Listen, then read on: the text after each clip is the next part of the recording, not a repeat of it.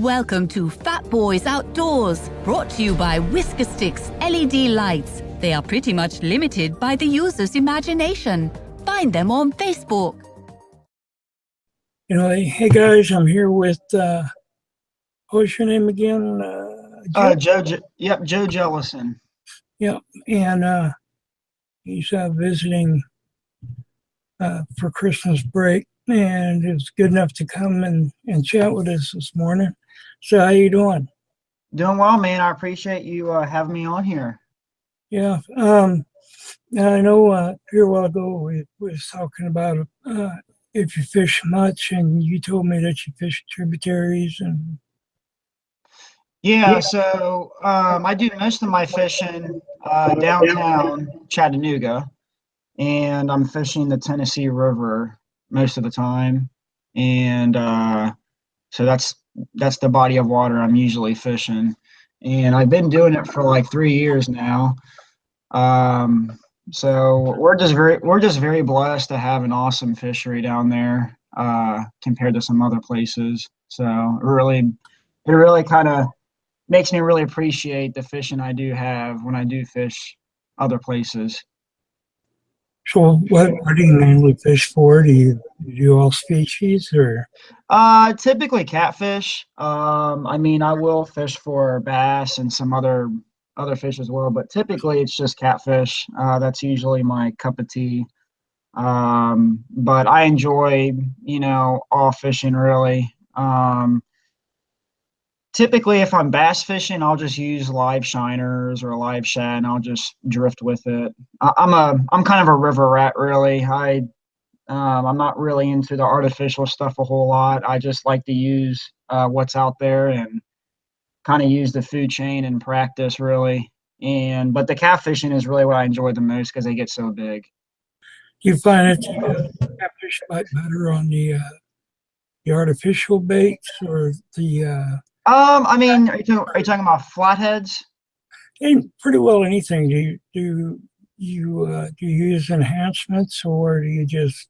No, not really. I mean, if I'm usually catfishing, I'll use skipjack or bluegill, and sometimes I'll use some sunfish. Like I think my 2 Januaries ago, I caught a 90-pound blue on a cut shell cracker, and during the winter months, I do better using bluegill. I don't know why. It seems to do better for me. But my newest personal best came on skipjack though. I actually had 2 skipjack left in my chest freezer and was like, we'll go out there and use it and see what we can get. And that was the only fish I had all day. Of course, I was only out for like 4 hours, but it makes a really slow day of fishing into a great day when you can get a fish like that. Yeah, you what you said something about a what cracker? Shell cracker. What? It's a red ear sunfish. And in the wintertime, especially, I do very well using brim as bait than Yeah, I do skipjack. Yeah. I don't know why that is. I mean, typically when the skipjack, they can get harder to find during the winter months. They usually will congregate around steam plants and warmer water during the winter months, but I do really well on cut bluegill and cut brim in the wintertime. And most people use bluegills for flatheads, which, will work too, but never underestimate the power of a bluegill though, because I've caught a lot of my bigger fish using cut brim. yeah, that's why I tell people fish eat fish. Fish Yep, eat exactly. a carp or anything like that. It could Now, still. I've never used a carp before. I'd have to try that. Tennessee's actually um, very kind of lax with their rules. Like you can use game fish as bait as long as you catch it by rod and reel. I mean, you can use white bass, you can use largemouth bass, smallmouth bass. You can really use any game fish as long as you meet the harvest limit and the length. You know, as long as you meet those requirements, you can actually use a game fish as bait. And I know that's not like that in most states at all. Where exactly are you at in Ohio? That's in Tennessee. Tennessee, do you see many pay lakes down there? Or? Nah, not that I'm aware of. I know in Ohio they got some pay lakes. I don't live in Ohio. We usually make a trip up here, maybe twice a year, usually around the holidays to see my parents since they live up here. But my home waters are down in Chattanooga, Tennessee. Okay. And what kind of equipment do you use as far as rod reels? My rods, I recently started using the Shatter Cat rod. I went to the Catfish conference last February and they introduced me to that rod and gave me 4 of them. And I like it a lot. It's a really good rod when you're fishing on the river where there's some pretty good current. It's also a good bumping rod that you can bump baits on the bottom with.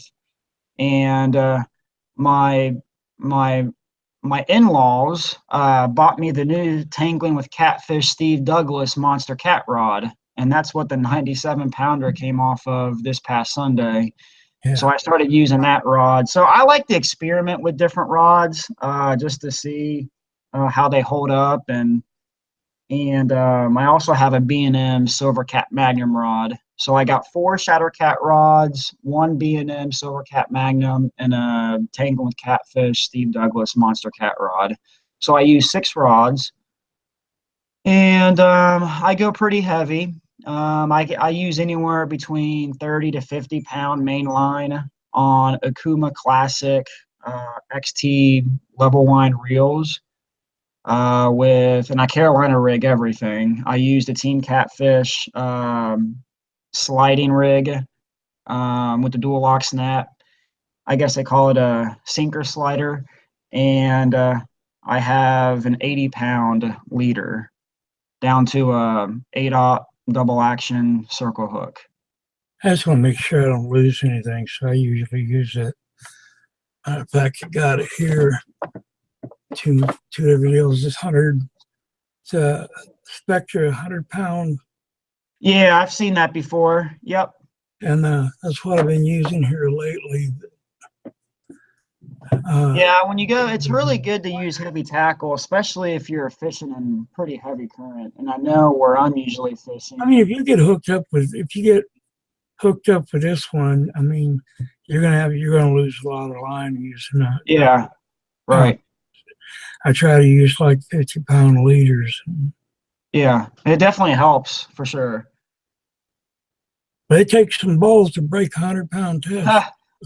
Yeah, I mean, yeah, it's usually kind of one of those concepts where it's patience over power. I mean, you just want to let the fish do all the work in a way, and I mean, he's eventually going to tire out, so there's no rush at all to.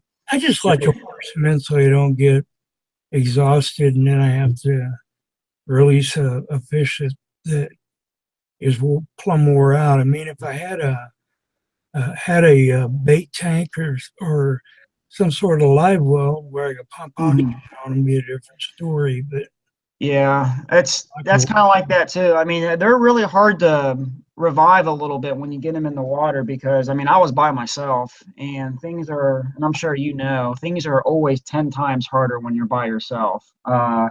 You know, it took me about maybe 3 to 4 minutes just to get the fish over the boat. I mean, I'm a small guy. I only weigh like 130 pounds, you know, and I'm pretty much trying to lift up a fish that weighs as much as me. And, you know, but it's important to, you know, get them back in the water as quickly as possible. And it was really good to see that fish swim off. I tell you what, I mean, that's such a great feeling. I got something I'm going to give you. You send me a PM later on with your address, and I'll send this to you. Okay. But, kind of doing this video and stuff. I'm going to send you this. Oh, really? You don't have to do that. You sure? Yeah. Man, I got bukus of them. Oh, wow, that's awesome. They're good for 30 feet below water line. Oh, wow. You get you over Walmart now. They got a cap strap. You strap Okay. on your head, and anywhere you look, it makes your video. So I like to be able to video my stuff, but a lot of times I'm by myself, so I'm not able to do it. All I can do is take a still shot of a picture or of a fish, and it doesn't look as big as it really is when you're Right. back taking pictures. So I like using these cams. It is tough when you're by yourself. I use a GoPro, and I'll either wear it on my chest. I'll have a chest mount here, or I'll have a mount on my boat, and I just keep the camera rolling. But it is tough. More boat than bank, then? I'm sorry? You're more boat than bank? Yeah, I mean, I will fish from the bank, but I prefer the boat because I can cover more water, and because I mean, you know how it is when you're a bank fisherman, you're just limited to that one little area you're fishing, and it can either be good or not. Whereas if you're in a boat, you can, well, this place didn't work out. Let's go downstream and fish, some more water. I got a 12 I can sling out there if I need to. Yeah, I mean, but fishing from the bank has its moments too, where it can get really good, and obviously, if I'm feeling kind of lazy that day, I don't want to take the boat out. I'll just fish from the bank, So, so what in your mind, in your state, what is the one thing that you'd like to see changed as far as fisheries or anything like that pertains to fishing? What's the one thing that you think could be done better? Just people being a good sport, really about it. I mean, I know we have commercial fishing down there, and I have nothing really against commercial fishermen, but I'd like to just see more awareness kind of brought to just the sport of fishing in general. Because I mean, there's a lot of people that just don't know how to handle the fish. We catch it. Yeah. Yeah, we catch it, and I'm still learning too. It's just we're all learning really. As time goes on, technology improves. We see more studies with how fish, are taken care of and everything. So I think, we all just need to be more aware of, how we're taking care of the fish, how we're releasing them, just those sorts of things, and just people just really just being a good sport. I mean, that's really what it's all about. It can be something as simple as, hey, just picking up the trash around you, where you're fishing. That's one of my big ones is people not picking up their crap, or because spend a couple of minutes, even if it ain't your trash, spend a couple of minutes and pick some stuff up. It doesn't have right, because fishing's not just about you wetting a line. It's also about, I mean, it's an outdoor activity, so you got to be taking care of the environment that you're fishing in as well.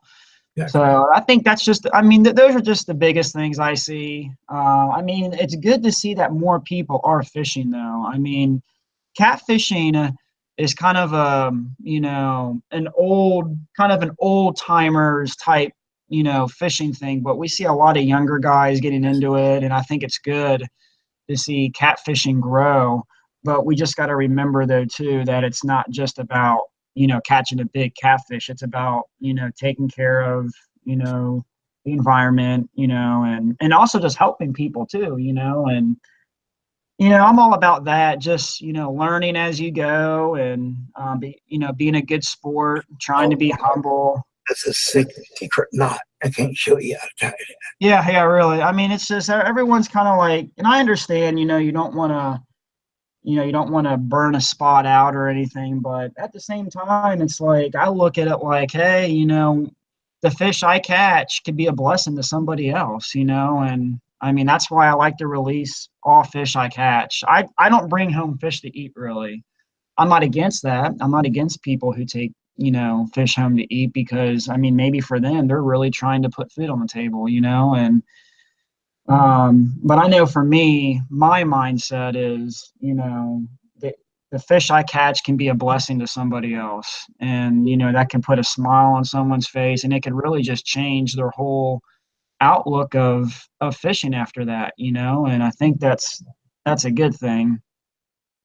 Well, I think that people ought to pick this stuff up, that for sure, and I agree with you on every point that you've touched on so far. But um, there just has to be better. And some of these guys are taking these kids out and are putting, sitting there putting them on catfishing. Well, when you got a 4 to an 8-year-old out there, their attention spans about like that. Yeah. What you got to do is you got to start them out on a bluegill first. Something that's easy to catch and work your way up. Right. That catfishing, and that's the way that my grandpa did me, and I mean, you can't take a 4-year-old out and just expect him to sit for 45 minutes to catch a catfish. When you can sit there and pop bluegill every 2 or 3 minutes. I agree. I mean, I have a 5-year-old and I have a 1.5-year-old, and I take them fishing, and you're right. It's all about the small things with them, though, and like my 5-year-old, she doesn't like reeling in fish, but she likes, putting the fish back in the water. So, as long as you're introducing them to a great outdoor activity, I mean, they don't even have to like fishing, but at least you're making the effort to If introduce them. you And ever have to fend for yourself, and you have to eat at least right, a while. right, 100%. I don't have to stand So, in a food stamp line right. or a food bank. I just grab my rod and reel and dig up a few worms and catch some panfish if I need to. Oh yeah, definitely. I mean, we every now and then we bring home fish to eat, and if we're going to do that, it's usually like bluegill or crappie or something like that. Yeah, Um, but good to eat. I'm sorry. I love panfish. Oh yeah, I think it's the best eating. I think it's the best eating. Throw in some cornmeal, and oh my gosh. Oh yeah, oh yeah. So Well, is there anybody that specifically that's helped you get where you're going, whether it be a sponsor, whether it be somebody that supported you while you was fishing? Who would you uh, who would you want to put into that list? first and foremost, my wife.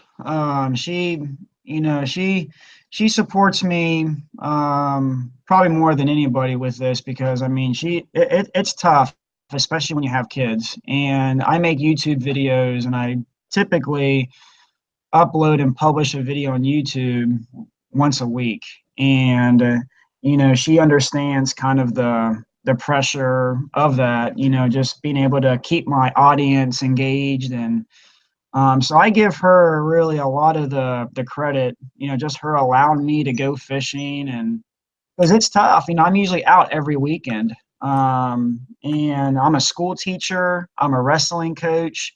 So during the week, I'm not getting home till about 5:30, and then I have a few hours to spend time with my family, and then on the weekends, I have wrestling tournaments, and the time I can get on the water is usually like a Sunday morning, Sunday afternoon, if we're not going to church that day. But she seems to be really supportive of what I do, and I give her really all the credit with that. But as far as people who have helped me just with my fishing, I give Ty Conkle. I don't know if you know who he is, but Ty Conkle is a good friend of mine. He has a YouTube channel as well. He's the one that kind of got me introduced into the trophy catfishing game. I just learned so much from him, and he was very willing to just get me started and help me out, and learn the river, all those things. Obviously, Steve Douglas, watching his YouTube videos, just how to rig, how to rig up your rod, and just really being a good teacher in general, about how to target the big catfish. And that's what it's all about. It's really just giving back to the sport, and getting people excited for catfishing. and getting people just ready as well. You know, I mean, we're, like I was telling you before, as technology grows, improves, as we learn more about, you know, fishing in general, just through time, mistakes we've made, it's good to, you know, just get people educated on it all. And so I think those people have helped me out tremendously. And but especially my wife, you know, she's the one that kind of, you know, goes unappreciated in a way. I'm sorry? I said, yeah, you better mention her twice. Yeah. I mean, you know the old saying, happy wife, happy life. But she, you know, because she doesn't get a lot of appreciation, you know, at least from, I mean, everyone that watches YouTube sees that, oh, it's a luxury life, you're fishing, you know, every day, and it's like, oh, well, it's tougher than most people think when you're a full-time YouTuber. I mean, it takes a lot of time, a lot of work to, you know, go out and fish, then you got to edit all the footage, then you got to put it on YouTube. There's a lot of behind the scenes that I think a lot of people just miss. But I really just thankful for my wife who, you know, sees that and supports me in it. And I've started taking my kids fishing more too. They've been in a lot more of my videos because it's kind of one of those special times right now where they're so young and they're so little. I just don't want to miss it, you know, when they grow up. And so yeah.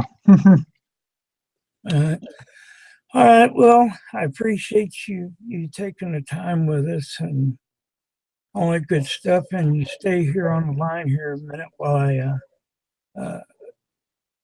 stop the video. And remember, guys, if you ain't fishing, you ain't living.